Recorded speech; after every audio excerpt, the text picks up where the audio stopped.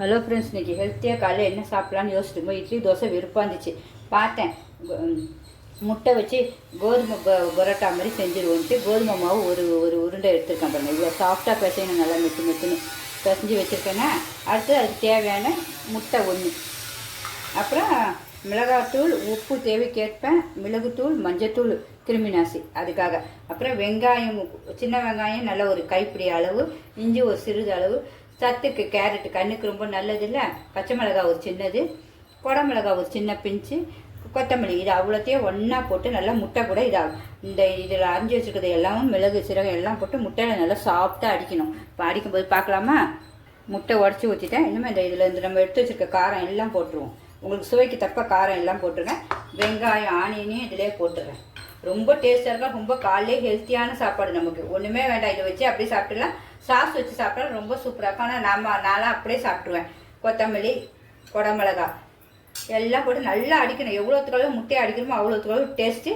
இதை நல்லா சாப்பிட்டா பிசைஞ்சு வச்சுக்கணும். இதை நல்லா பூரி கட்டையில் வச்சு நல்லா மெலிசாக ஊட்டிக்கணும். நான் இப்படி ஒரு கரண்டியில் தான் அடிக்கிறேன். நீங்கள் முட்டை அடிக்கிறது இருந்தாலும் அடிங்க, நல்லா அடிக்கணும், வேகமாக அடிக்கிறது தான். நீங்கள் 2 முட்டை கூட போட்டுக்கலாம். எனக்கு காலையில் ரொம்ப ஹெவியாகிடும், அதனால தான் நான் ஒரு முட்டை போட்டிருக்கேன். நீங்கள் 2 கூட செஞ்சுக்கலாம். இவ்வளோ சாஃப்டாக இருக்கணும் மாவு. இனிமேல் மாவு தொட்டுட்டு நம்ம ஊற்றிக்கலாம். கோதுமை மாவு தான். நீங்கள் மைதா மாவு வேணால் உங்களுக்கு மைதா போட்டுங்க. ஹெல்த்தி கோதுமை மாவு தான். குழந்தைங்களுக்கு எல்லாத்துக்கும் ரொம்ப சூப்பராக இருக்கும். பிடிச்சிருந்தா கண்டிப்பாக லைக் பண்ணுங்கள். இந்த பாருங்கள், உருட்ட போகிறேன். இப்படி தான் மெலிசாக ஊட்டணும். அப்படியே விட்டுறதுக்கே நம்ம அழகாக வரும். அது பாருங்க, சாஃப்டாக வந்தோம். தோசைக்கல் வச்சுட்டேன். நல்லா காஞ்சோன்னா தேங்காய் எண்ணெய் ஊற்றிக்கலாம். டேஸ்ட்டு அதுதான் உங்களுக்கு. ஊற்றிட்டு தடவை விட்டுடலாம். காலையில் டிஃபன் ஹெல்த்தியாக சாப்பிட்லாம்ப்பா. அன்றைக்கி ஃபுல்லாக நம்ம ஹெல்த்தியாக இருக்கும். அவ்வளோதான். இப்போ நம்ம உருட்டின சப்பாத்தியை இதில் வச்சுருவோம். கொஞ்சம் நல்லா வேகணும். நைஸாக ஊற்றிருக்கேன். ரொம்ப அப்படியே வேகட்டும். இது கொஞ்சம் வெந்தோடனே நம்ம எல்லா காய்கறி எல்லாம் அரிஞ்சு வச்சுருக்கோம். உப்பு, மஞ்சள் எல்லாம் இதில் ஊற்றிடணும். திக்காக ஊற்றணும். உள்ள நீங்கள் 2 முட்டை ஊற்றிங்க, நான் 1 தான் ஊற்றிருக்கேன். வேகட்டும். இந்த உடனே இந்த 4 பக்கமும் இப்படி மடக்கி வச்சுருங்க. சூப்பராக ஸ்லோலே வைங்க. ரொம்ப அருமையாக இருக்கும். முட்டை வெளியில் வரக்கூடாது, அதுதான் மெயின். இப்படி எவ்வளோ அழகாக வருது பாருங்க. ஸ்லோவில் தான் வச்சுருக்கேன் நான். இனிமேல் அப்படியே கொஞ்சம் மாற்றி போடும். வேகணும் இல்லை முட்டை. நல்லா இது கலர் அழகாக மாறி இருக்கும் பாருங்க. சூப்பராக.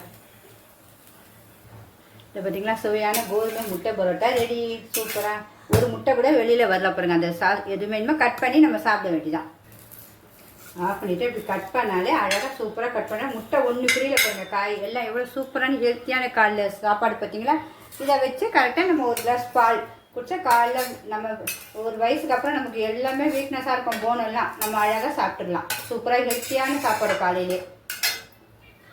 ஹலோ ஃப்ரெண்ட்ஸ், நமக்கு சுவையான ஹெல்த்தியான பரோட்டா முட்டை ரெடி ஆகிடுச்சு பாருங்கள். எவ்வளோ சூப்பராக உள்ளே எப்படி அழகாக கிறிஸ்பியாக வெந்திருக்கு பாருங்கள். செம்ம டேஸ்ட்டு வேறு. அதுமாதிரி அதுக்கு தேவையான சாஸும் வச்சுருக்கேன். தேவையானதுக்கு ஒரு டம்ளர் இதை சாப்பிட்டு ஒரு கிளாஸ் பால் குடித்தா நமக்கு ரொம்ப காலையிலே ஹெல்த்தியாக இருக்கும். எல்லாம் கால்சியம் சத்து வேறு உங்களுக்கு காலையிலே. இப்படி எத்தனை பேர் சாப்பிடுங்கன்னு சொல்லுங்கள். பிடிச்சிருந்தா லைக் பண்ணுங்கள். கண்டிப்பாக இதேமாதிரி எல்லாருமே செஞ்சு பிரயோஜனமாக செஞ்சு உடம்பு ஆரோக்கியமாக வச்சுக்கோங்க. Bye friends.